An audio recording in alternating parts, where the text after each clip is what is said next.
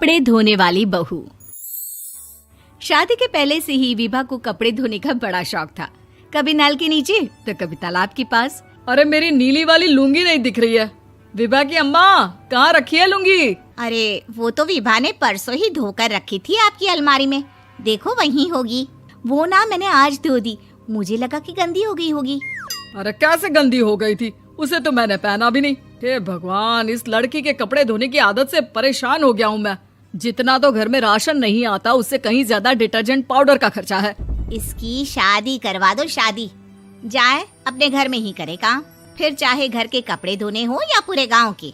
हाँ ठीक बोल रही हो, देखता हूँ मैं कोई लड़का। वो दिन भी आ जाता है जब विभा को देखने लड़के वाले आ जाते हैं। लड़की मुझे अच्छी लगी। होने वाली सास कहती है, बेटी अगर कुछ पूछना है तो पूछ लो। वैसे तो हमारी लड़की बहुत ही शर्मीली है, जो बोल दो वो मान लेती है, इसे क्या पूछना होगा। अरे कैसी बात कर रही हो माँ, मुझे इन लोगों के घर रहना है, सवाल तो कई है।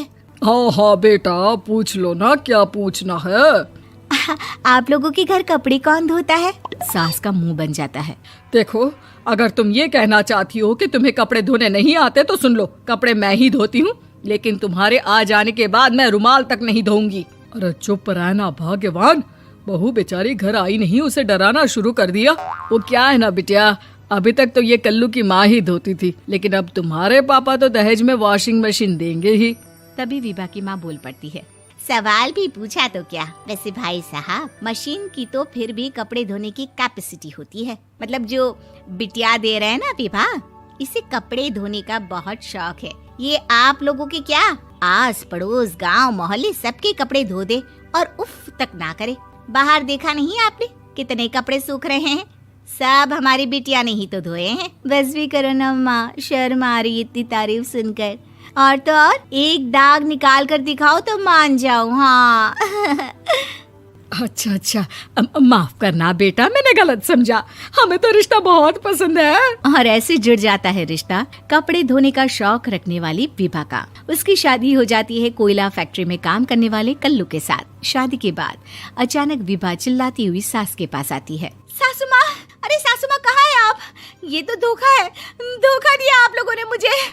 इसे ससुर के चक्कर के बारे में पता चल गया। अरे तो उसमें तुझे क्यों धोखा मिला है? अरे नल में पानी नहीं आता, कपड़े कैसे कब धुलेंगे? अच्छा, तू पानी नहीं आ रहा उसकी बात कर रही है। तो आपने क्या सोचा? कुछ नहीं। अच्छा, तेरी माँ ने कहा था कि कपड़े धोने का शौक है तुझे, याद आया मुझे। शौक बोलकर कपड़े धोने वाले मेरे जुनून को कम ना आके सासू माँ, कपड़ा धोना मेरा गुरूर है। तभी पति भी वहाँ आ जाता है। अभी मैंने इसे सनी देओल की फिल्म दिखाई है, उसी के डायलॉग मार रही है माँ। अच्छा सुन, साफ बता रही हूँ, पानी सुबह 4 से 6 और शाम को 10 से 12 आता है, समझी? विभा टाइमिंग सुनकर हैरान हो जाती है। ये क्या भूतों का मोहल्ला है? सुबह 4 बजे उठकर कौन कपड़े धोता है? 4 बजे टंकी में पानी जाता है, फिर सारा दिन धोना ना, किसने मना किया?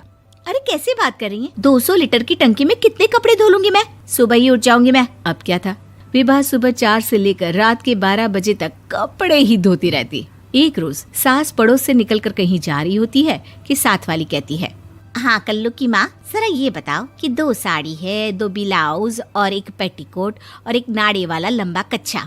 हाँ तो? अरे तो क्या, कितना लोगी धुलाई ये बताओ। धोबन दिख रहे हैं हम क्या?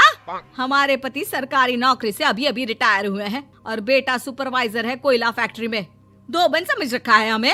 हाय रे कल्लू की अम्मा, माफ कर दो, वो तो मोहल्ले में यही सब बता रहे थे कि तुमने बहू को कपड़ा धुलवाने के काम में लगा दिया है। सास को पड़ोसन की बात सुनकर गुस्सा आ जाता है। वो घर पहुंचती है जहां घर के बाहर ही इतने सारे कपड़े सूख रहे होते हैं जितने कि किसी धोबन के घर पर। अरे ओ कल्लू की दुल्हन, बाहर निकल।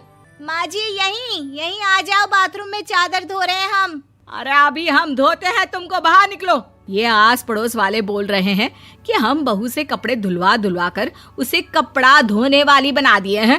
अरे छोड़ो ना माँ जी, किन लोगों की बातों में आती हो? आस पास के लोगों का तो काम ही होता है कि वो किसी तरह सास बहू को लड़ा दे। बहू सारे घर के कपड़े धोती है, ये क्या कम है? बोलिए।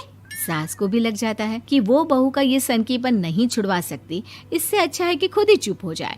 एक रोज सास और बहू मंदिर जाते हैं, जहाँ सास की साड़ी वहाँ खड़ी भीख मांगने वाली से मिलती है। माँ जी क्या बात है, आपकी साड़ी उस भिखारन से कितनी मिल रही है ना? हाँ हाँ देखो तो, दोनों की साड़ी मिल रही है। क्या बात है कल्लू की अम्मा, तुम खुद को तो अफसर की बीवी बताती हो और ऐसी सिंपल सी प्लेन साड़ी पहनकर घूमती हो। सिंपल और प्लेन नहीं है ये साड़ी। तो क्या सोने के धागे से फूल बने हैं?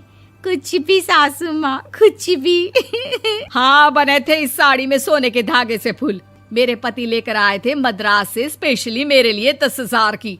ताहे भाई साहब इस भिखारन के लिए भी सेम टू सेम साड़ी लेकर आए होंगे 10,000 की। सास उस वक्त तो कुछ नहीं कहती, लेकिन बहू के साथ घर आती है और अलमारी से एल्बम निकाल कर लाती है। ये साड़ी देख रही है, ये वही साड़ी है जिसे मैंने अभी पहना था। इस साड़ी में ये जो चमकदार फूल दिख रहे हैं ना, ये सोने के धागों से काढ़े गए हैं।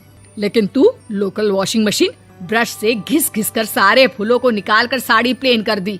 मुझे माफ कर दीजिए सासू माँ। और तो और, जब मैंने तुझे तेरी गलती के लिए कुछ नहीं कहा, लेकिन तूने तो सबके सामने मेरा मजाक ही बना दिया। क्यों? बहू को समझ में आ जाता है कि अब से उसका कपड़े धोना बंद।